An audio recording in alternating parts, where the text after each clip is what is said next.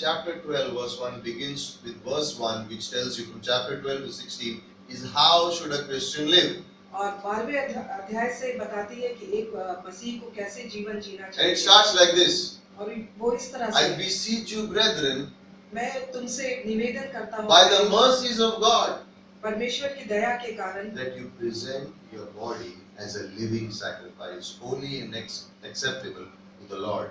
कि अपने शरीर को एक भवता जीवित भवता बलि की तरह और पवित्र चढ़ाओ जो परमेश्वर को स्वीकार हो। This is your reasonable service. ये तुम्हारी So सेवा God है। has done everything from chapter 1 to 8, and chapter 12 verse 1 you present yourself to God as a living sacrifice. That's what God wants. अच्छा, पहले अध्याय से 8वें अध्याय तक परमेश्वर ने सब कुछ कर लिया है और 12वें अध्याय में हमको अपने आप को परमेश्वर के सम्मुख लाना है।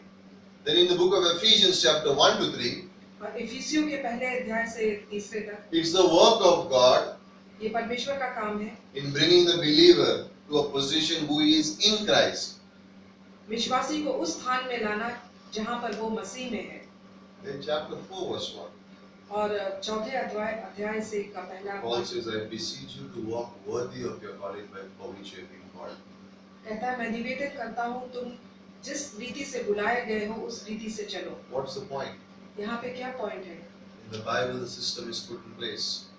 बाइबल में जो नियम है वो एक जगह पर You है। get to know and be sure of who you are in Christ and then do something. आप पहले निश्चित हो जाइए कि आप परमेश्वर में कौन हैं। Same thing with Colossians. और कुलुसे में भी यही चीज बताती है। Your position in Christ. आपका स्थान मसीह And में। then in 3:1 he says, now that you know, now set your mind on things above. और 3:1 में कहता है कि अभी अब जब तुम जानते हो तो तुम उन चीजों That is God's order. Get ऊपर to है। know who you are in Christ first. और परमेश्वर का कहना है कि पहले तुम जानो कि तुम मसीह में कौन हो, Then live for Christ. उसके बाद मसीह के लिए जियो। Now when we are going to talk about the message now. अब जब हम संदेश के बारे में बात करते हैं, As a believer, you and I know how to live in this Christian life. एक विश्वासी होने के नाते हम और आप जानते हैं कि How do I जीवन fight कैसे this जिया battle? जाए, ये युद्ध कैसे लड़ा जाए। Because the devil has many tactics that he comes against the believer with. और शैतान के पास बहुत तरीके हैं एक विश्वासी से लड़ने का। You know, there's a word that says he's cunning, he's deceitful. और एक शब्द है, वो बहुत चालाक है और धोखा देने वाला है। That's the devil's work. ये शैतान का काम है। And many times believers don't even realize it's the devil who's attacking them, and they think that God is doing all those things. और बहुत बार विश्वासी इस बात को समझ नहीं सकते हैं और सोचते हैं कि परमेश्वर ये सब काम। In the Old Testament, you will see 4 appearances of the devil.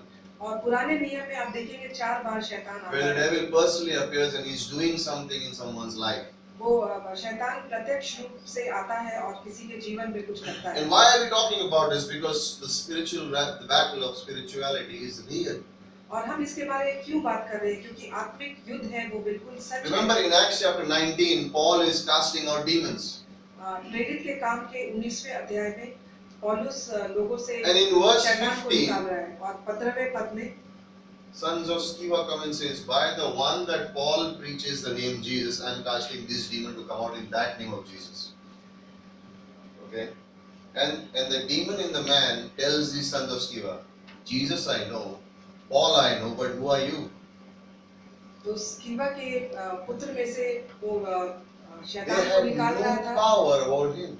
लेकिन वो कहता है कि जीसस को मैं जानता हूँ बस, लेकिन तुम कौन हो? उनके पास कोई भी They had zero idea what was going on. You know what the next verse says?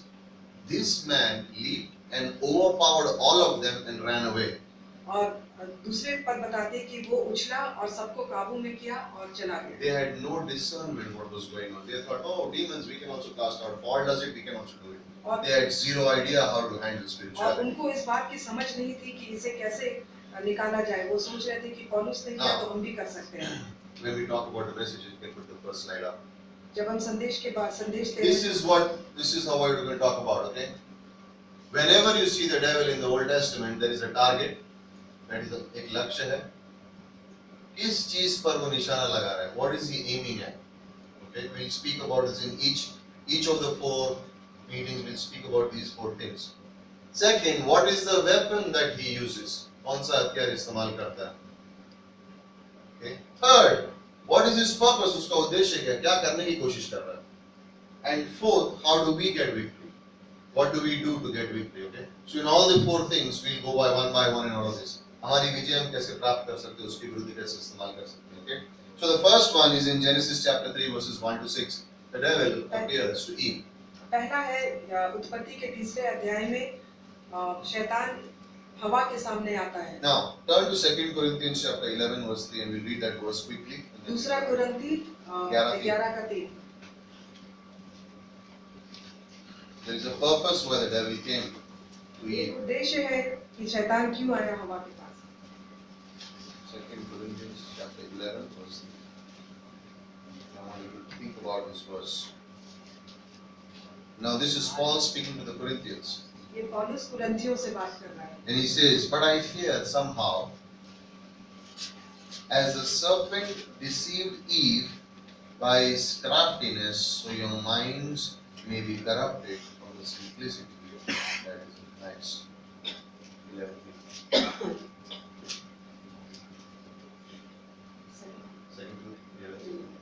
परंतु मैं डरता हूँ कि जैसे सांप ने अपनी चतुराई से हवा को बहकाया, वैसे ही तुम्हारे मन की उस सीधाई और पवित्रता से जो मसीह के साथ होनी चाहिए कहीं भ्रष्ट न किए जाए। Now, Paul writes about it. What does he say? What was he trying to do?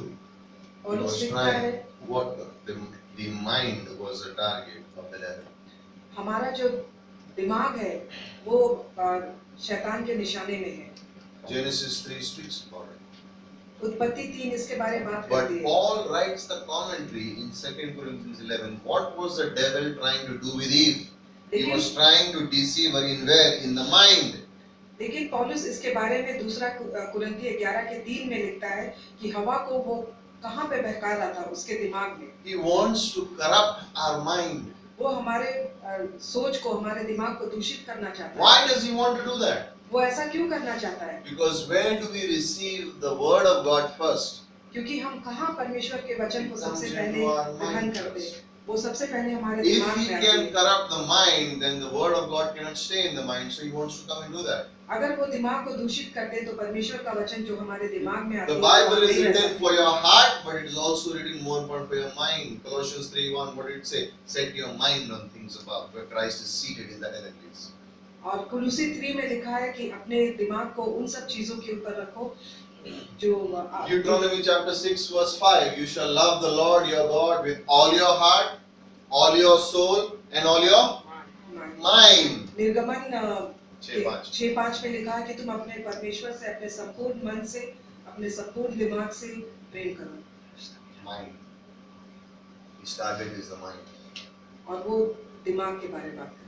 If you read the book of Philippians, you will see that word again and again. Mind, mind, mind. You'll see it again. और अब जब फिलिपियों की किताब पढ़ेंगे तो उसमें देखेंगे दिमाग। Where is the word mind? He keeps writing. Paul will write in Philippians, thinking, remembering, bringing back into remembrance. He writes those words. Where are those things coming from? Thinking, the mind.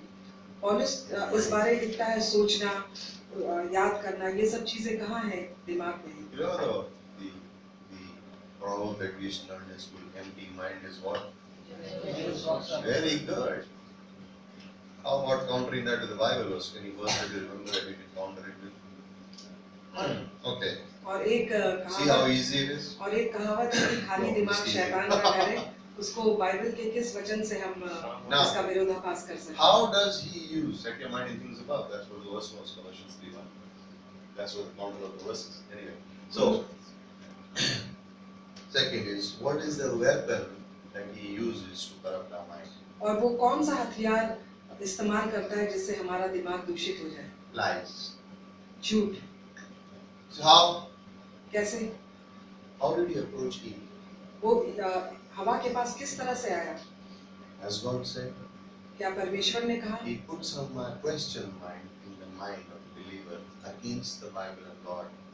वो एक विश्वासी के दिमाग में प्रश्न चिन्ह डालता है परमेश्वर के विरुद्ध में और वचन के विरुद्ध। In John 8, Jesus said, "You are of your father, the devil, who's a liar from the beginning. He's the father of all lies." Right? Why did Jesus say that? Because यूहन्ना that's what 8 he में wants कहता to है do. कि तुम उस पिता के हो जो झूठ है जो झूठ का है, पिता है। झूठा है, झूठ का पिता है। Because God's truth brings life, Satan's lies brings spiritual death. और परमेश्वर की सच्चाई जीवन लाती है और शैतान का झूठ आत्मिक मृत्यु लाती है। Remember, in the Christian life, you can't be neutral. I am balanced. और- I'm in the middle line. I'm this side also and I'm that side also. It doesn't work. You have to be on और God's side. मसीही only, जीवन okay? में आप ये एक संतुलन नहीं बना I सकते। live in the world also, so I have to be a little worldly. Sorry, it will not work out. In मैं the world संसार also में stand रहता with हूँ, मैं Christian. संसार पे भी विश्वास करता हूँ, ऐसा नहीं चलेगा। If you do not accept the truth that is in the Bible, you will soon fall for a lie. Period. अगर आप बाइबल की सच्चाई को ग्रहण नहीं कर सकते हैं, Simple. तो आप झूठ में बिल्कुल पड़ जाएंगे। You take the Bible. आप बाइबल लीजिए, You take this book.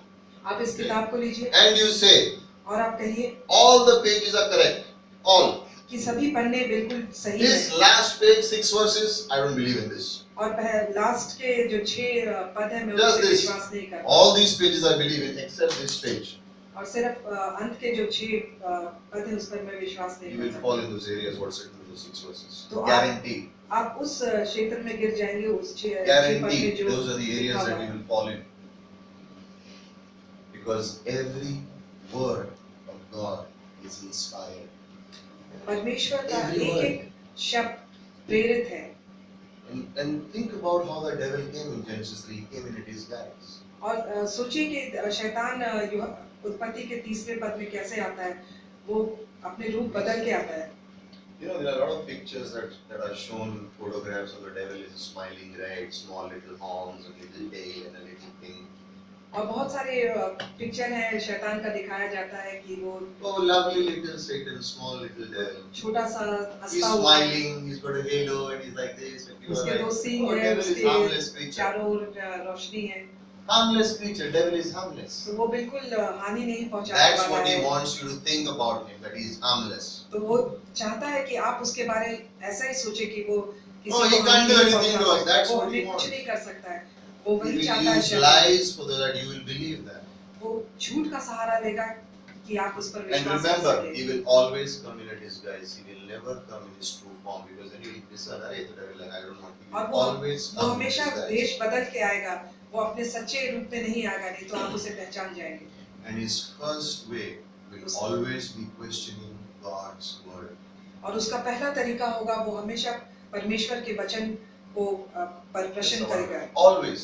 हमेशा। Has God said cheating is wrong? क्या परमेश्वर ने कहा कि चीटिंग करना गलत है? Has God said drinking is wrong? क्या परमेश्वर ने कहा कि पीना गलत है? Has God said going out boy and girl late night is wrong? I don't think so. क्या परमेश्वर ने कहा लड़का लड़की बाहर Has God said adultery is रात तक wrong? जा Where is सकते he हैं? said? Old Testament he said. In the New Testament, we have forgiveness, no problem. Question mark. क्या परमेश्वर ने कहा है कि व्यभिचार करना गलत है? And when a person begins to doubt the word of God, soon they will deny the word of God. जब कोई मनुष्य परमेश्वर के वचन पर संदेह करना शुरू करता है, तो बहुत ही जल्द वो परमेश्वर के वचन को नकार देता है। If you begin to doubt it, soon you will deny it. अगर आप संदेह करना शुरू करेंगे तो बहुत ही जल्दी आप उसे And remember, नकार the देंगे। devil will not stop there. और शैतान वहाँ पे रुकेगा नहीं, He will substitute what you have doubted with a lie. और वो आपने जिसको संदेह किया है उसको पक्का He करेगा। will say, how can you say that? वो कहेगा आप इसको कैसे कर What did he सकते tell? हैं? Ask Eve. उसने हवा से क्या पूछा? As God said. क्या परमेश्वर ने कहा? Then what did Eve do? फिर The हवा ने moment क्या doubt came in her mind, she first took off from God's word in Genesis 3:2, and then in verse 3 she added something. God said, "Don't touch the tree." Also, she added to the word and removed from the word. She had already fallen. तो हवा ने क्या कहा? उसने परमेश्वर ने जो कहा था उसको थोड़ा सा बदल दिया और उस परमेश्वर के वचन में कुछ और शब्द उसने जोड़ God दिए। never said you will not touch it. परमेश्वर ने She नहीं said, कहा "Don't कि eat it." आप उसे छुओगे नहीं। She added. She said, "God said don't even touch it." उसने जोड़ा कि परमेश्वर ने कहा कि तुम उसे छुओ भी नहीं। Then the lie came. उसके बाद झूठ आया, If you eat it, you will become like God. अगर तुम उसे खाओगे तो तुम परमेश्वर की He तरह हो didn't जाओगे। stop when she denied. He began to add a lie, and she fell for it. और वो रुकी नहीं और उसने शब्द जोड़ा और उसके बाद वो गिर गई। Why did he say you will be like God? Because that's what he wanted. Isaiah chapter 14, the 5 I wills of Satan. और उसने क्यों कहा कि तुम परमेश्वर की तरह हो जाओगी? क्योंकि इस यशायाह में लिखा है, यशायाह 14 यशायाह के 14 में 5 बार लिखा है कि the devil wanted to be, I will be like the Most High God, he said. और शैतान बनना चाहता था परमेश्वर की तरह। You know the campaign manager of Hitler, और हिटलर का जो कैंपेन मैनेजर था, he made a statement. उसने एक वाक्य He कहा, said, if you speak a lie long enough and loud enough, soon people will begin to believe it. अगर तुम एक झूठ बहुत देर तक बोलो और जोर से बोलो तो बहुत ही If जल्दी you लोग keep उस पर speaking a lie विश्वास loud करेंगे। enough and long enough, soon people will begin to believe it. एक झूठ तुम बहुत जोर से बोलो और बहुत देर तक बोलो तो बहुत जल्दी लोग उस पर विश्वास The करना devil शुरू keeps करेंगे। whispering. और God did not make you, you came through evolution. और शैतान कहता है कि परमेश्वर ने तुम्हें बनाया नहीं, तुम इवोल्यूशन के द्वारा आए You हो। are responsible for your life. Don't worry about God. God will talk to you later. You handle your own life. Do the things you want to तुम do. अपने जीवन के लिए खुद जिम्मेवार हो, परमेश्वर की चिंता मत करो, परमेश्वर अपने That's आप where देखेगा। evolution and new age is coming in. तो यहीं पर इवोल्यूशन और new The, ages the evolutionists kept speaking and speaking and speaking, and now it's an acceptable thing in the colleges and schools. Evolution, yeah, it's true because you kept speaking it and speaking it, and now people accept it. Now they don't want to believe in creation. Now they want to believe in evolution. और evolution के बारे में इतना कहा जा रहा है, बार-बार कहा जा रहा है, तो लोग अब इस पर विश्वास करना शुरू कर दिए हैं। वो परमेश्वर के उत्पत्ति के बारे में विश्वास नहीं करना चाहते। Did God write about it? क्या परमेश्वर ने इसके बारे में लिखा है? Romans chapter 1, 18 to 35, he says they exchanged the truth of God for a lie. और रोमियो का पहला में लिखा हुआ है कि उसने परमेश्वर की सच्चाई को झूठ से बदल दिया। If you ever अगर question आप the कभी Bible, बाइबल पर प्रश्न चिन्ह लगाएंगे, if you ever question God's word, ever, और आप कभी भी परमेश्वर के वचन पर प्रश्न करेंगे, you've already fallen into this trap. तो आप शैतान के चुंगल में फंस चुके You हैं। have already fallen into this trap. तो आप शैतान के चुंगल में फंस चुके हैं। He's got you. उसने आपको पकड़ लिया है। Never doubt God's word. परमेश्वर के शब्द पर कभी Because संदेह मत remember करिए। this. हमेशा याद He रखिए। will not stop at you doubting the word. He has to replace it with a lie. You will soon believe something that God is not saying. वो वहाँ पर नहीं रुकेगा जब आप संदेह करते हैं, वो आपके झूठ, आपकी सच्चाई को झूठ से बदल देगा। That's why the devil will hate churches that speak and teach the Bible. इसीलिए शैतान उन कलीसियाओं से नफरत करता है जहाँ पर परमेश्वर का वचन He सिखाया hates the जाता है। churches where Bible is taught clearly. तो जहाँ पर परमेश्वर का वचन बिल्कुल He खराई से hates it बताया when जाता people है, are counseled by the word of God and not by emotions. और वहाँ वो घृणा करता है जब लोगों को बाइबल की सच्चाई के द्वारा सलाह दी जाती है। You can counsel a person through the Bible and say this is what the Bible says, or you can counsel the person and says this is what I feel. आप किसी मनुष्य को सलाह दे सकते हैं बाइबल से कि बाइबल ये बताती है, या फिर आप इस तरह से कह सकते हैं मैं इस तरह से सोचता I'm हूँ। coming to an illustration. I'll show you how. मैं एक उदाहरण देता हूँ आपको। What was the purpose in doing this? इसके करने का उद्देश्य क्या था? What was the purpose? उसका उद्देश्य क्या था? It was to make Eve ignorant of God's will. वो अज्ञानी हो गई। हवा को परमेश्वर की इच्छा के प्रति अज्ञानी बनाना। Ignorant of God's will. परमेश्वर की इच्छा के प्रति अज्ञानी बनाना। He wanted Eve to think she does not care what God's will is for her life. वो चाहता था कि हवा इस तरह से सोचे कि परमेश्वर वो परमेश्वर की इच्छा के परमेश्वर की इच्छा क्या है उसके जीवन के लिए। When this begins to happen in a believer's life, a believer begins to not worry, not think about what is God's will in their life. तो जब एक विश्वासी के जीवन में ऐसा होने लगता है तो एक विश्वासी ये सोचना बंद कर देता है कि परमेश्वर की क्या योजना है उसके जीवन के लिए। God has a will for my life. परमेश्वर की एक योजना है, इच्छा है मेरे जीवन के लिए। He has a will for my marriage. और मेरे वैवाहिक जीवन में उसकी एक He has इच्छा a है। will for my home. और मेरे घर के लिए उसकी एक इच्छा है। He has a will for how I should live. उसकी एक इच्छा है कि मैं किस तरह से He has जीऊं। a will of how I should live. और उसकी एक इच्छा है कि मैं किस तरह से जीवन He जीऊं। has a will for what I should do. उसकी इच्छा है कि मैं किस तरह से काम करूं। He has a will for parenting. और उसकी एक इच्छा है कि What is God's will for the लालन पालन church? कैसे करूं। और कलीसिया के बारे में क्या What इच्छा is है। God's will for an evangelist, for a missionary, for a pastor, for a local church member? What is God's will? और परमेश्वर की इच्छा एक इवेंजलिस्ट, एक मिशनरी, एक पास्टर के लिए क्या है। It's to first that we need to get to know God's will. पहली बात है कि हम परमेश्वर की इच्छा को जानें। Now, You can counsel a person about God's will based on the Bible, or you can counsel a person, and this happens with sentimental, emotional people. They will counsel a person according to their emotions. और या तो आप किसी व्यक्ति को परमेश्वर के इच्छा के बारे में बाइबल से सलाह दे सकते हैं या फिर अपने इमोशन से सलाह दे सकते हैं। When it is done through emotions, अगर भावनाओं के द्वारा ये होता है soon there will be a short circuit. तो वहां पर एक शॉर्ट सर्किट हो And जाएगा। person will say, God is not for me. तो वो कहेगा कि परमेश्वर मेरे लिए नहीं है। It's the easiest way for a person to fall, and they don't even realize the devil is doing these things. और ये बहुत ही आसान तरीका है Where did it मनुष्य begin? के लिए गिर जाना। Doubting God's word. तो ये कहाँ पे शुरू हुआ? जब हमने परमेश्वर के वचन पर संदेह करना शुरू Don't किया। take Bible passages from the Bible and say this applies to me. आप बाइबल से कोई भी पद उठा के ये नहीं कहिए कि ये मेरे जीवन पे लागू होता है। I was speaking to someone मैं किसी से बातें कर and I रहा था। said, so how is the Bible reading going?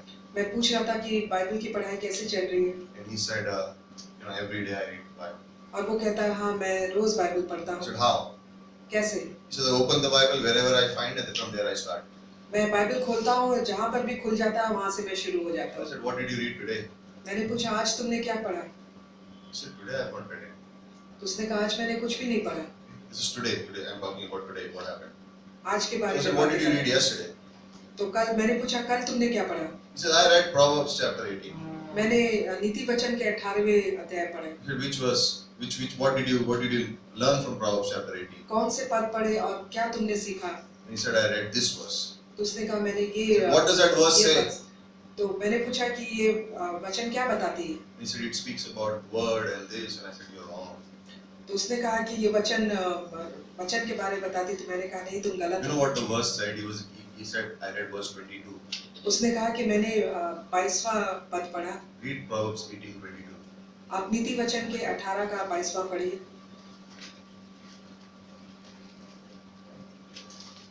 He who finds a wife finds a good thing. He was talking to me and telling me that the Bible that he read, the portion that he had spoken about the word and how the word fills our heart, but the verse that he was quoting was something else. लेकिन उसने जो भी पद बताया Now, और कि I am वो- not against the person or anything. What I'm trying to say is that kind of reading and studying of the Bible will get you nowhere. तो मैं किसी के विरुद्ध नहीं है, लेकिन मैं बताना चाह रहा हूँ कि इस तरह से बाइबल का अध्ययन करना आपको कहीं भी लेके नहीं जाएगा। This is not Aladdin in the magic lamp. Open it. ये अल्लाह दिन का चिराग नहीं है कि आप इसे Open it in one morning. घिसेंगे और एक सुबह में सब wrong होने वाला है. सभी गलत होने वाला है। You study the word. आप जब वचन का अध्ययन करेंगे, God speaks to you. परमेश्वर तब आपसे How do बातें you करता get है। victory over this? आप इस पर विजय किस तरह से प्राप्त कर सकते हैं? By the inspired word of God. परमेश्वर के द्वारा प्रेरित वचन के द्वारा। 2 Timothy chapter 3 verse 16.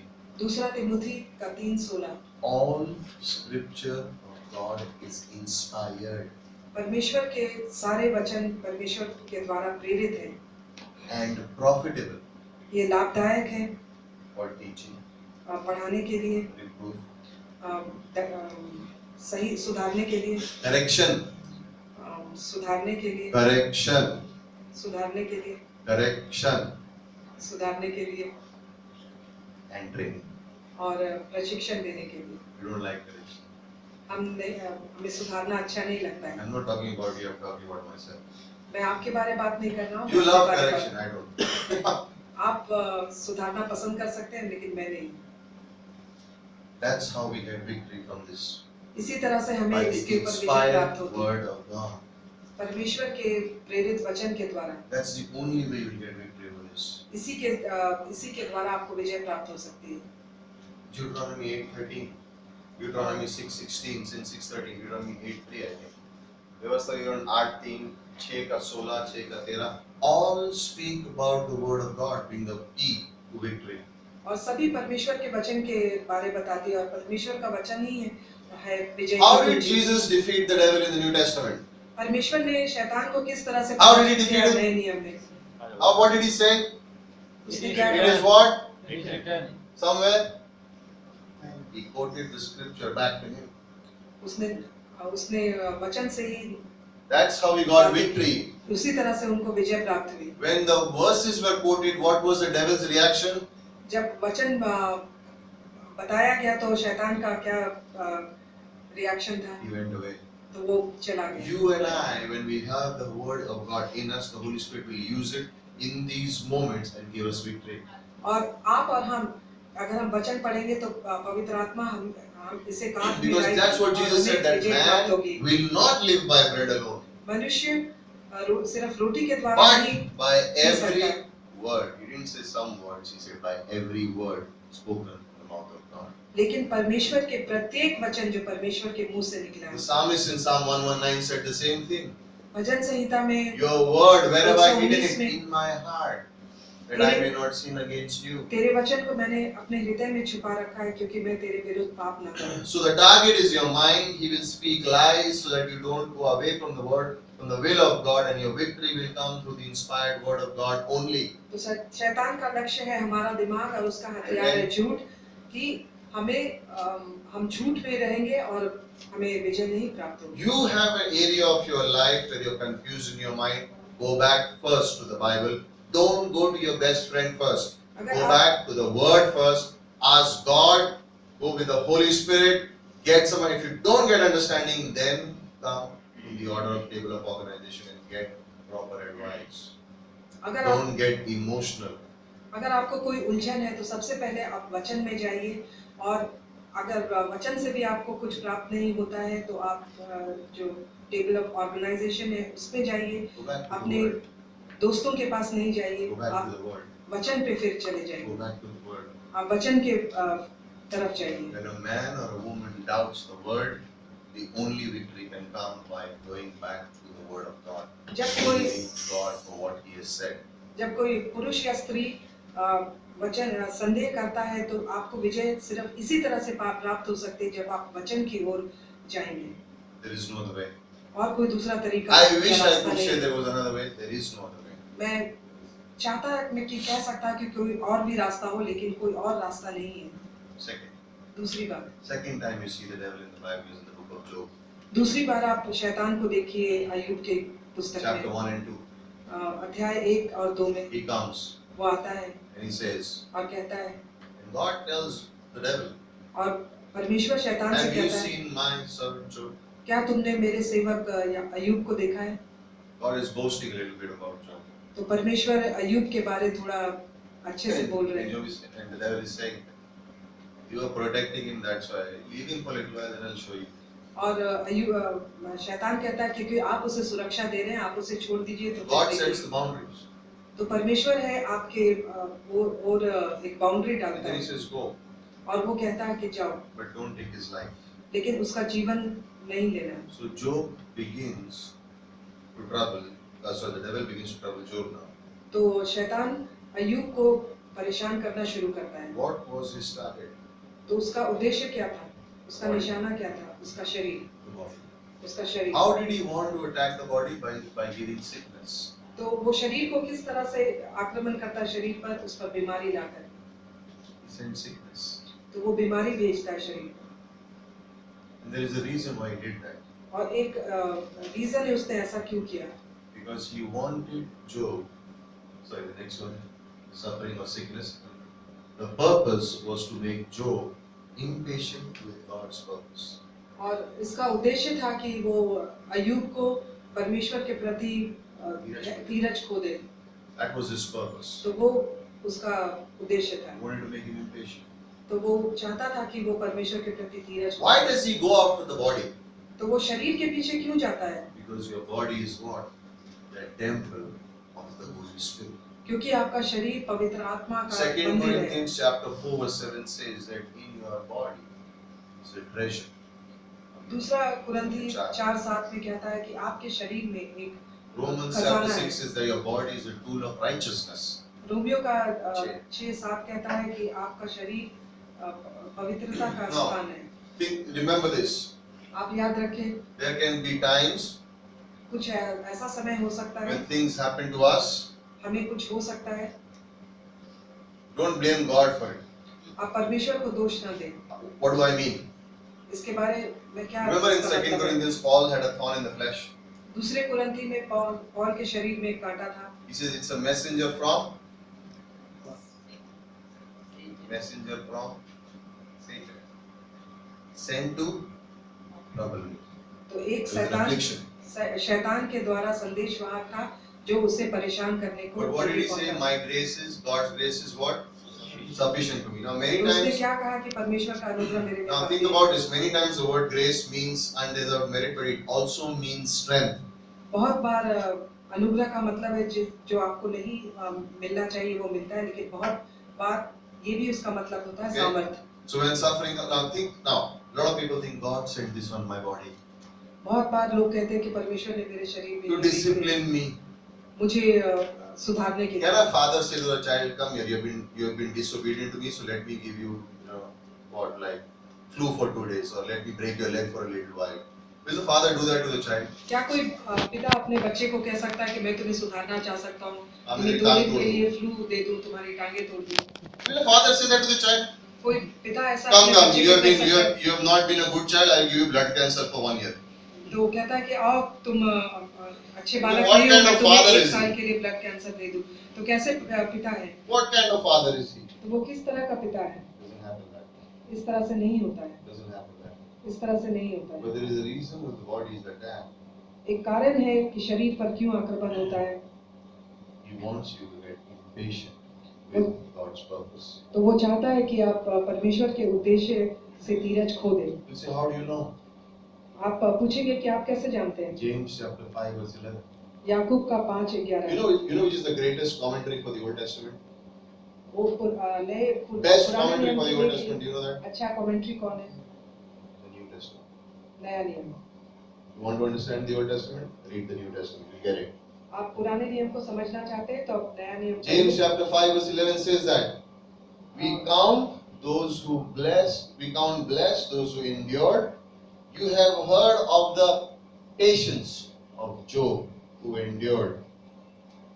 And after you see, and this is what the word how it's, and it shows you the love of the Lord's dealing, His compassion and faith. James chapter 5 verse 11. आप पढ़ सकते हैं याकूब का 5:11. That is his point. What the devil wanted Job to become impatient. तो शैतान चाहता था कि याकूब बिल्कुल अधीर हो जाए।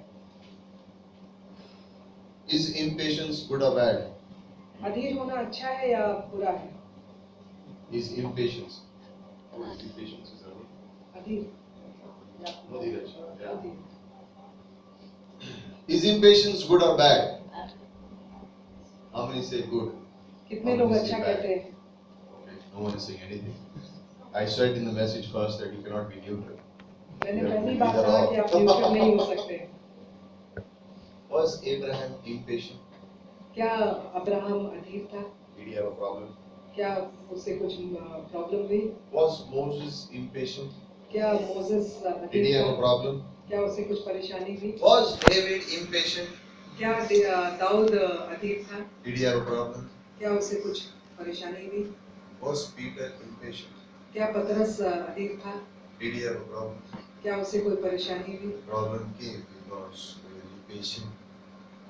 पर मुसीबत इसलिए आई क्योंकि वो अधीर। Isaiah chapter 28 verse 16 says, "He that believes in me shall not make any haste." यशायाह कहता है कि जो मुझ पर विश्वास 28:16 करेगा, 28:16 में कहता है जो मुझ पर विश्वास करेगा वो अधीर नहीं होगा। Impatience is also a sign of unbelief. और अधीर होना अविश्वास का एक चिन्ह है। James chapter 1 verses 2 and 4. याकूब का पहला अध्याय 2 और 4। It says there, everything happened so that you may have patience and be complete. और सब कुछ होता है इसलिए कि तुम धैर्य रखो और तुम पूर्ण हो जाओ। So what's my weapon of victory? तो मेरा हथियार क्या है विजय प्राप्त करने के It's लिए? the imparted grace of God. वो है परमेश्वर का अनुग्रह जो मुझे दिया गया है। When things don't go right in my life, wait, be patient. There's the grace of God in your life, right? Paul said that in 2 Corinthians. जब मेरे जीवन में जब कुछ सही नहीं हो रहा है तो आप धीरज रखिए और परमेश्वर के। Oh, why are you not answering my prayer? आप मेरी प्रार्थना का क्यों उत्तर नहीं दे रहे? Many people, बहुत लोग instead of there's a time in your life where you need to wait. आपके जीवन में कुछ ऐसा समय आता है जब आपको इंतजार And I'm करना saying this पड़ता है। practically. मैं व्यावहारिक रूप से Don't इसे get बता रहा हूँ। impatient if your prayer is not answered. अगर आपकी प्रार्थना का उत्तर नहीं आता है तो आप अपना धैर्य मत And खोइए। when this happens, people begin to look for shortcuts. और जब ऐसा होता है तो लोग shortcut They will take the Bible and make it an excuse place. Oh, see, the verse told me like this. और आप बाइबल उठाएंगे और कहेंगे कि इस पद ने मुझसे Don't इस get तरह से impatient. कहा। आप धैर्य मत What does it खोइए। say? Paul said, I beseech the Lord, I implored the Lord 3 times to take it away. He did not take it away, and he gave one answer. My grace is sufficient for you. पौलुस ने 3 बार निवेदन किया कि Was Paul upset that God was not answering? लेकिन I think he was a little परमेश्वर ने bit. कहा मेरा He says, अनुग्रह God, तुम्हारे come लिए on, काफी है। man. I have to plant churches, I have to do Bible studies, I have to teach people, I have to do this. And this thorn in the flesh is stopping me. Take it away. And God is saying, my grace is sufficient. पौलुस कहता है कि मुझे एक church कलीसिया स्थापना करनी है, मुझे बहुत काम करना है और इस कांटे को आप दूर करिए। लेकिन परमेश्वर कहता है मेरा अनुग्रह 6 तुम्हारे months लिए later, काफी है। God, this is 6 not महीने yet बाद gone. Can you not take it away? Don't you know how much I have to do? 6 महीने बाद वो कहता है कि अभी तक ये नहीं गया, मुझे कितना काम करना है कि आप नहीं जानते My मुझे क्या grace करना is sufficient. है। मेरा अनुग्रह तुम्हारे लिए काफी है। Third time, तीसरी बार my grace is sufficient. मेरा अनुग्रह तुम्हारे लिए काफी You है। know what Paul said? पौलुस ने क्या कहा? I love the thorn. मैं कांटों से प्यार करता I हूँ। love it, man. मैं कांटों God से is प्यार not करता हूँ। taking it away. He's giving me grace. I love this thorn. परमेश्वर इसे नहीं ले जा रहे हैं और मुझे अनुग्रह दे रहे हैं। This is a blessing. God has given me this thorn. It's a और ये blessing मेरे in my लिए life. एक आशीष का कारण है। If the thorn is a blessing, imagine how big the blessing will be. अगर कांटा आपके जीवन में आशीष लाता है तो आप सोचिए कि आशीष सचमुच कितना की बड़ा आशीष क्या कितनी बड़ी If the होगी। thorn is a blessing, then imagine how big the blessing will be. अगर कांटा आशीष है तो आपके आशीष और कितना बड़ा हो सकता है। Imagine आप कल्पना if करिए। every time you prayed and God gave you the answer right away. अगर हमेशा आप प्रार्थना करते हैं और परमेश्वर आपको तुरंत उत्तर देते हैं, Would you seek God that way? तो क्या आप परमेश्वर को खोजेंगे? No. नहीं। No. नहीं। There is wisdom in why God waits before He gives us an answer. वहाँ पर एक बुद्धिमत्ता है कि आप परमेश्वर आपको क्यों इंतजार कराता है वो He जवाब gives देने you के लिए। promises. वो आपको वायदे He देता wants है। you to live by grace. वो चाहता है कि आप अनुग्रह के द्वारा He जिए। wants you to understand grace and live by grace. और वो चाहता है कि आप अनुग्रह को समझें और उसके Don't get impatient. द्वारा जिए। आप अधीर ना Don't get हो। impatient. आप अधीर ना हो। You know, sometimes people get so impatient. बहुत बार लोग बहुत अधीर हो जाते हैं।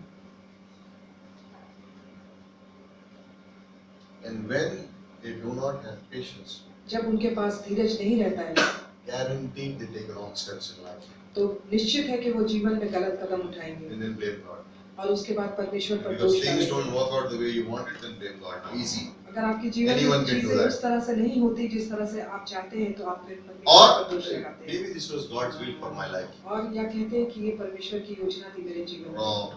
गलत है। Problem was you were impatient. और इसमें प्रॉब्लम है कि But what did Job आपने say? धैर्य खो दिया। लेकिन अय्यूब ने क्या कहा?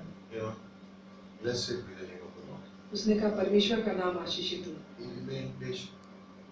वो बिल्कुल धैर्यवान था। What was the end? और उसका अंत क्या हुआ? God gave him more. परमेश्वर ने उसे दुगना दिया। If the thorn is a blessing, then imagine the blessing. और आप अगर कांटा आपके लिए एक आशीष का कारण है तो आपकी Everything got blessing doubled in कितनी his बड़ी life. होगी। सब कुछ परमेश्वर ने उसके जीवन में दुगना किया है। Everything got doubled in his life. सब कुछ उसके जीवन में परमेश्वर ने दुगना किया है। Listen, there are things that are happening in our life today which we cannot explain. आप सुनिए कि हमारे जीवन में कुछ चीजें हो रही है जिसका कोई भी कारण हम नहीं दे सकते। There are things going on in each one of our lives today that we cannot explain. हमारे जीवन में हर एक के साथ कुछ ना कुछ बातें ऐसी हो रही है जिसका वर्णन नहीं कर सकते। You have no idea why it is happening. You have no idea when the answer will come. You have no idea what's going on. It's happening to each one of us today. हमें इसका बिल्कुल भी अनुमान नहीं वो किस लिए हो रहा है, क्यों हो रहा है और उसका उत्तर कब आएगा। Be patient. धैर्यवान बनिए। Be patient. धैर्यवान बनिए। If you can explain everything that is going on in your life, probably God is not involved. अगर आप सब कुछ बता सकते हैं कि आपके जीवन में क्या हो रहा है, If you can explain everything that is going on in your life, you have an answer for everything, maybe God is not doing it, it's you who is doing it, that's why you have the answer. अगर आप सब कुछ There is a supernatural, spiritual aspect of our life. तो हमारे जीवन में कुछ बहुत ही सुपरनैचुरल चीज है। आत्मिक चीजें हो रही हमारे जीवन में जिसका हम जवाब नहीं दे सकते। There are things that are happening, we don't have the answer for it, but we know that there is God and God's grace. हमारे जीवन में कुछ बहुत सी चीजें हो रही है जिसका हम उत्तर नहीं दे सकते, लेकिन हम जानते हैं परमेश्वर है और उसका अनुग्रह हमारे लिए काफी है। God's grace takes care of things. परमेश्वर का अनुग्रह हर एक चीजों को संभाल लेता He है। gives us promises. वो हमें वायदे देता है। He's given us the Bible. उसने हमें बाइबल दी He's है। given us the church. उसने कलीसिया दी है। Remember that. याद रखिए। The church is the body of Christ. कलीसिया जो है परमेश्वर का देह है। The church is the body of Christ. कलीसिया परमेश्वर का देह है। Where will the hurt be healed? जो चोटें लगते हैं वो कहाँ पे Where will the चंगे होंगे? inspiration come? प्रेरणा कहाँ से आएगी? Where will the healing come from? चंगाई कहाँ से आएगी? Where will those things happen? ये सारी चीजें कहाँ होंगी? In the church. कलीसिया में। God will speak to His people in the church. परमेश्वर अपने लोगों से कलीसिया में बातें There are करेंगे। people who are standing outside the church say, I don't have time to come into the church. Well, God bless you and let's see how you can run your life. लोग कलीसिया के बाहर में खड़े हैं और कहते हैं कि परमेश्वर तुम्हें आशीषित करे और देखे तुम्हारे चर्च आने के लिए टाइम नहीं है मेरे पास। चर्च कलीसिया में आने के लिए टाइम नहीं है, समय नहीं है। Excuses. हम बहुत सारा एक्सक्यूज देते रहते हैं, बहाने बनाते हैं। Try living your life without God's grace. आप अपने जीवन को परमेश्वर के अनुग्रह के बिना जी कर दिखाइए। Not possible. ये बिल्कुल संभव नहीं है। Not possible. संभव नहीं है। Third place where the devil appears तीसरी जगह जहाँ पर is in शैतान First आता है, Chronicles chapter 21. ये पहला इतिहास के 21वें अध्याय में David. Dawood. Now, we say that David's greatest sin was a sin with Bathsheba. हम कहते हैं कि दाऊद का सबसे बड़ा पाप वो पाप था बत्शेबा के साथ। First Chronicles 21 was a greater sin. पहला इतिहास का 21वां सबसे बड़ा In the पाप sin था। with Bathsheba, 4 people died.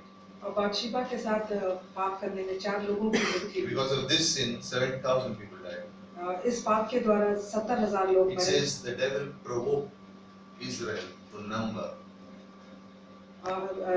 शैतान ने उकसाया गिनती करने It के लिए। says the devil stood against Israel and provoked them to number. और शैतान ने इज़राइल के विरुद्ध खड़ा हुआ, Now, उनको उस्काया there is no problem in numbering your army. और कोई परेशानी की बात नहीं जब आप Nothing wrong in it. जब आपने आर्मी को अगर आपकी सेना को आप गिन रहे हो उसमें कोई गलती की बात नहीं, nothing wrong in it. But if you're doing it for your pride to see how much I have, problem. लेकिन आप इसलिए कर रहे हैं Remember कि Nebuchadnezzar? घमंड के लिए कि आपके पास कितना है, तो See my उसी बात है। kingdoms. तो नबूकदनेस्सर ने कहा कि मेरा राज्य देखो, Next moment he was eating grass. और दूसरे क्षण वो घास खा रहा And है। what is interesting in this portion of scripture is it corresponds to 2 Samuel 24. What's और- interesting in this is Joab tells him, don't do it. और इसमें सबसे मजे की बात है, जोआब कहता है कि मत करो। Hasn't God blessed you enough? Don't do it. क्या परमेश्वर ने तुम्हें आशीषित नहीं किया है? ऐसा मत करो। But David goes and numbers. लेकिन फिर भी दाऊद जाता है और गिनती करता It है took अपनी 10 सेना। months to number the whole army. और 10 महीने लगता है अपनी सेनाओं को गिनने में। God was quiet. परमेश्वर चुपचाप था। But then when it happened, लेकिन जब हुआ God sent the punishment. तो परमेश्वर ने Now दंड we दिया। read that, but many times we forget the first part. It was the devil provoked David to number. लेकिन जब हम ये पढ़ते हैं तो पहला चीज हम भूल जाते हैं कि शैतान ने डेविड को दाऊद को Now, उकसाया remember? गिनती करने के लिए। Grace abounds. अनुग्रह काफी है। Where sin abounds, grace much more abounds. Okay? जहाँ पे पाप है वहाँ अनुग्रह बहुत ही ज्यादा है। Does not mean you sin so that grace will get more grace. इसका ये मतलब नहीं कि आप पाप Lot करें और of आपको people take that verse ज्यादा Romans अनुग्रह chapter आएगा। 5 verse 20 and say, where sin abounds, grace much more abounds. So let me sin more, so grace will abound. Wrong. Romeo का 5:20 बहुत लोग कहते हैं कि मैं पाप करूं तो अनुग्रह बहुत आएगा, लेकिन बहुत पाप करे बहुत अनुग्रह आएगा, ऐसा नहीं होता है। Now, what was the devil targeting in David's life? और शैतान दाऊद के जीवन में His क्या, will, and he was instigating, he was using pride to instigate it. और उसकी इच्छा और घमंड Why was he को doing उकसा that? रहा था, और वो ऐसा क्यों कर रहा था? Next one. The purpose was to make David independent of God and God's plan. वो You इसका can do whatever उद्देश्य you था want. कि वो दाऊद को परमेश्वर से और परमेश्वर की योजना Proverbs से 16 says, स्वतंत्र करे। before destruction comes pride. और नीति वचन बताती है कि गिराव के पहले घमंड आता है। 1 Corinthians chapter 12 verse 1, be careful पहला lest you कुरिन्थी fall, 12 का 1 में, lest you fall. अगर तुम गिरो, You know what he's saying by doing this, you know what he's trying to do? Say, do what you want and nothing will happen to you. और शैतान क्या कर रहा है इसके द्वारा कि तुमको जो चाहे वो करो, कुछ भी नहीं होगा। Do what you want to do, nothing will happen. जो चाहे तुम कर लो, And तुम्हें कुछ David नहीं began होगा। to number his army. The problem was he was doing it to think how good he was, how great he had become. He और was not doing it for God's glory. और दाऊद अपनी सेनाओं का गिनती करना शुरू करता है परमेश्वर के लिए नहीं, वो इसलिए कि वो कितना बड़ा हो गया है। How do I get victory over pride? और घमंड के ऊपर हमें किस तरह से विजय प्राप्त होगी? Next time. How do I get victory over pride? घमंड के ऊपर हमें किस तरह से विजय प्राप्त By होगी? depending on the indwelling Holy Spirit. पवित्र आत्मा जो हमारे अंदर है That's उसके the ऊपर only निर्भर रहे। way you will get victory over pride. No other way. यही एक तरीका है कि आपको घमंड के ऊपर विजय प्राप्त होगी। Remember Romans chapter 7? रोमियो का I, 7 में मैं, Paul keeps saying that. What does he say in Romans 8? Holy Spirit, Holy Spirit, Holy Spirit. और रोमियो के 8 में क्या कहता है? पवित्र आत्मा, पवित्र आत्मा, पवित्र Everything आत्मा। changed. वो बदल जाता Everything है, changed सब कुछ बदल जाता है because of the Holy Spirit. पवित्र आत्मा के The द्वारा। victory can come because of the indwelling Holy Spirit in your life. और विजय प्राप्त होगी उसके द्वारा, पवित्र आत्मा के द्वारा जो आपके अंदर वास करती You है। know what the major problem is? सबसे बड़ी मुसीबत क्या है? The average believer does not depend on the Holy Spirit. जो औसत विश्वासी है वो पवित्र आत्मा के ऊपर निर्भर You नहीं talk to करता। a normal believer and just about it and talk about the Holy Spirit, they don't depend on the Holy Spirit for day-to-day living. They do not. आप औसत विश्वासी आप उनसे बातें करेंगे तो Sad. आपको पता लगेगा कि वो अपने रोजमर्रा के जीवन के लिए पवित्र आत्मा पर निर्भर नहीं रहते। How many people talk to the Lord? कितने लोग हैं जो परमेश्वर से बातें करते हैं? Or how many people depend on the Lord? और कितने लोग हैं जो परमेश्वर पर निर्भर रहते हैं? Indwelling Holy Spirit, how many people do that? पवित्र आत्मा जो हमारे अंदर वास करती है, कितने लोग करते हैं? Very few. बहुत कम। The average believer does not depend on the Holy Spirit. औसत विश्वासी पवित्र आत्मा के द्वारा ऊपर निर्भर नहीं रहता है। We are living in a culture where there is too much of self involved in our life. हम उस कल्चर में जी रहे हैं कि जहाँ पर बहुत सिर्फ मैं ही People think about themselves and depend on their wisdom on how to live life. And they do not depend on the Holy Spirit. लोग अपने बारे में सोचते हैं और अपनी बुद्धि का इस्तेमाल करते हैं और पवित्र आत्मा के बारे में पवित्र आत्मा पर निर्भर नहीं And we करते। see that in counseling, don't we? Right? We see that in counseling. और जब सलाह हम देते हैं You तो हम talk to देखते two हैं people having different sets of problems, okay? और दो लोगों से हम बात करते हैं जिनके अलग One अलग person प्रॉब्लम है humbles themselves and say, yeah, you know what, I'm going to depend on God and walks away out of it. और एक आदमी अपने आप को And the second person says, I know better than you, I will do what I want, pride. And they walk out of there doing what they want to do. और दूसरा They keep कहता है कि मैं falling, जानता they हूँ keep कि मैं falling, क्या they कर keep सकता हूँ falling. और वो चला जाता है और वो करता है जो वो What's चाहता the है। problem? They are not क्या depending on क्या the Holy मुसीबत Spirit. है कि वो पवित्र आत्मा के They are ऊपर not निर्भर नहीं depending है। on, that's the only problem. वो पवित्र आत्मा के ऊपर There's निर्भर too नहीं much of करते। pride, I can do it, I can do it. अपने आप में बहुत ज्यादा घमंड है कि मैं कर सकता हूँ। All the इच्छा। faculties that are used in serving God come under attack, remember that.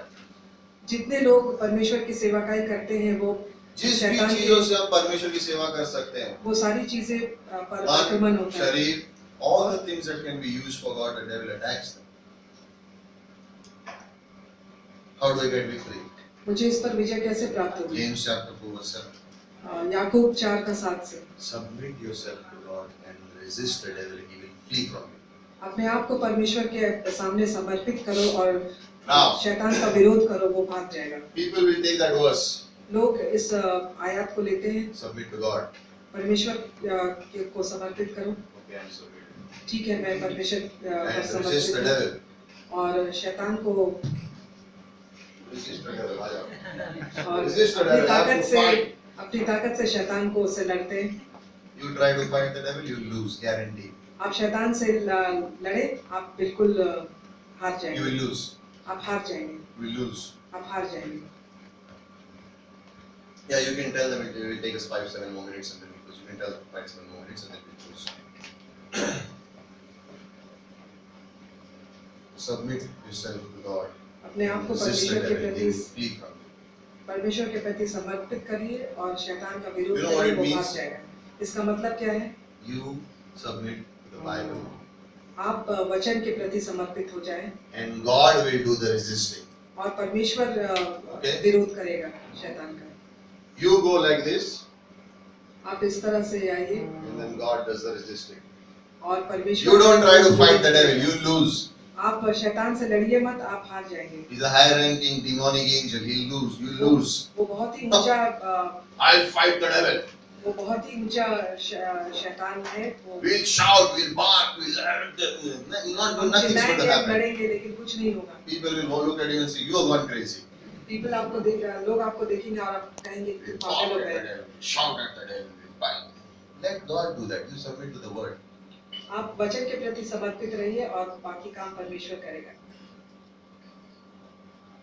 You do the submitting, God will do the resisting. Let's not that. आप परमेश्वर के प्रति समर्पित रहिए और परमेश्वर आपके लिए Finally, next place you see him is in Zechariah chapter 3.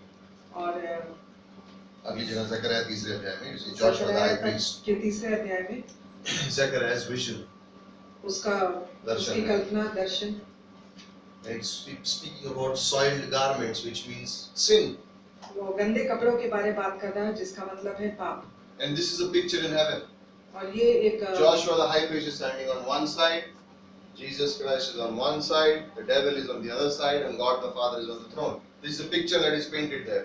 ये एक दृश्य है स्वर्ग का। And Joshua the high priest is a picture of us. Joshua एक तरफ है। So God the Father is there, Jesus is on that side.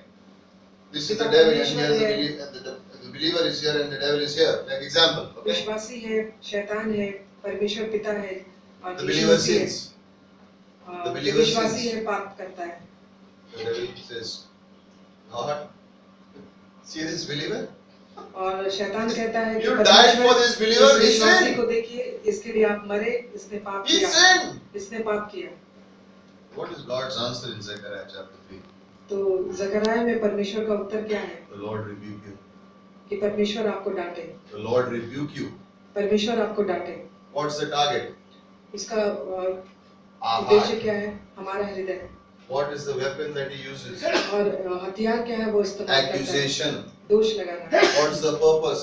और उसका उद्देश्य क्या है? ताकि मेरे और परमेश्वर के बीच में कलंक आ जाए, like there's a spot on you.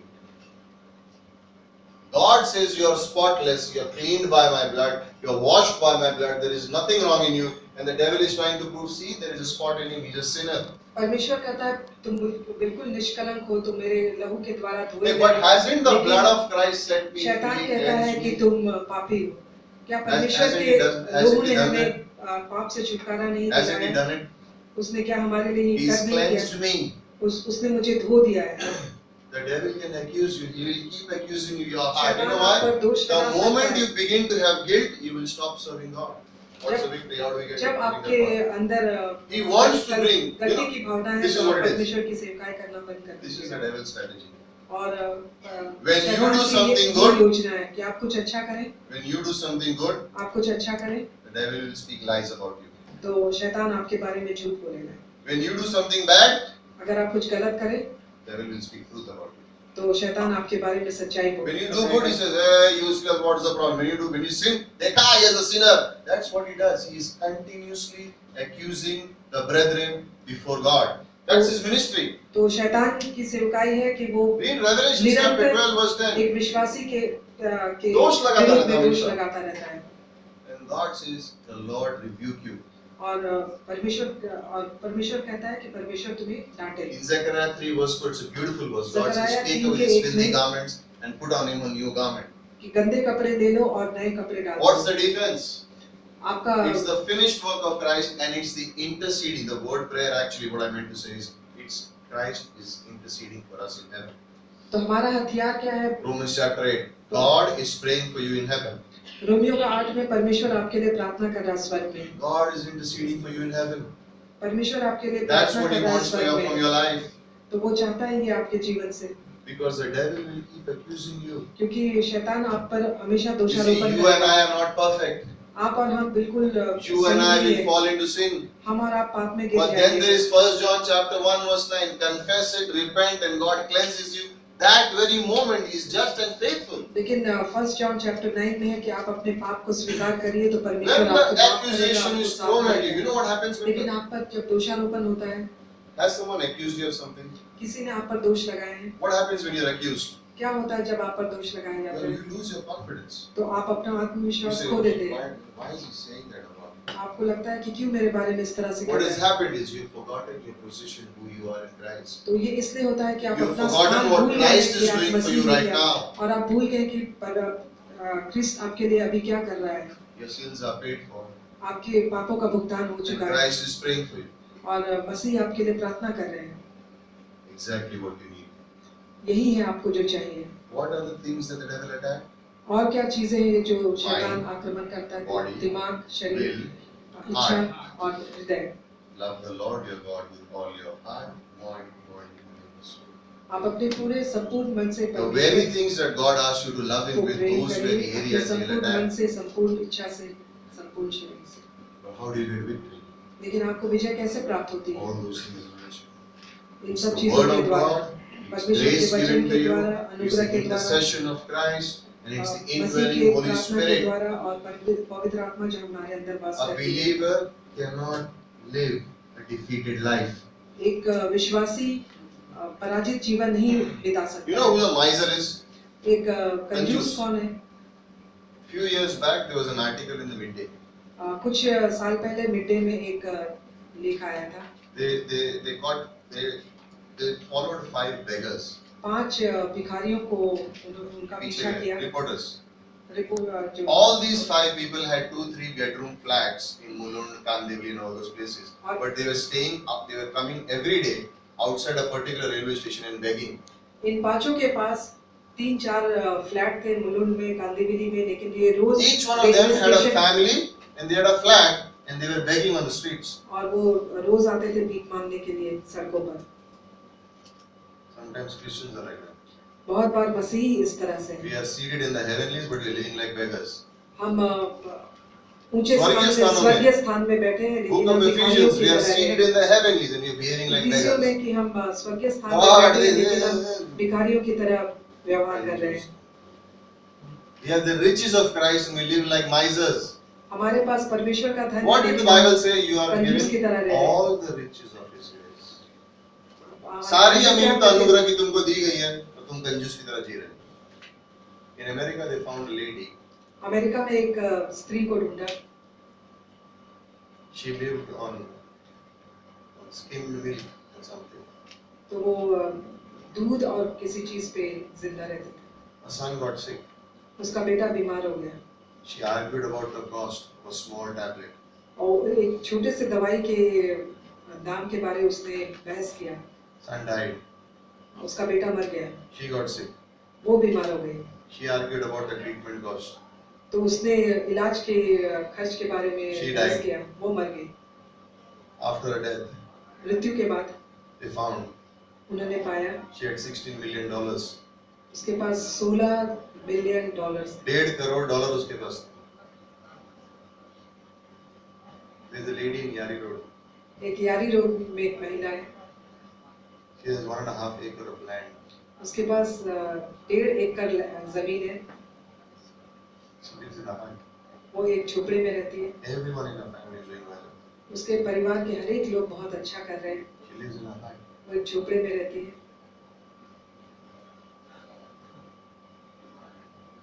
Sometimes we live like that. बहुत बार हम लोग इस तरह से जीते हैं। Everything Christ has given us and we live like those people. मसीह ने हमें सब कुछ दिया है, लेकिन हम लोग इस तरह के लोगों की In the next few तरह weeks, जीते हैं। अगले सप्ताह में I hope to encourage you मैं आप लोगों को प्रोत्साहित करना चाहता हूँ about who you are in Christ, इसके बारे में कि आप so that you Masih may में live the कौन हैं, life that God planned for you, कि आप उस तरह का जीवन so that you may मसीह ने fulfill the आपके लिए purpose बनाया of है। God that He has कि planned आप for you, परमेश्वर की योजना को and so that you will have victory in your every area of your life. आपको आपकी Hey, जीवन I have में not हर finished. क्षेत्र Why are में you closing your books? जीत प्राप्त हो। I have not finished. Why are you मैंने closing अभी your खत्म books? नहीं किया है, आप क्यों अपनी किताबें बंद कर रहे हैं? Let's pray. प्रार्थना करें। Father, we thank you. पिता, हम तेरा धन्यवाद करते हैं। Lord, we want to be believers who stand in the positional truth that you blessed us हम with. उस तरह का विश्वासी बनना चाहते हैं कि हम आपके उस स्थान पर खड़े रहें। We want to have victory in every area of your life because you have given it to us.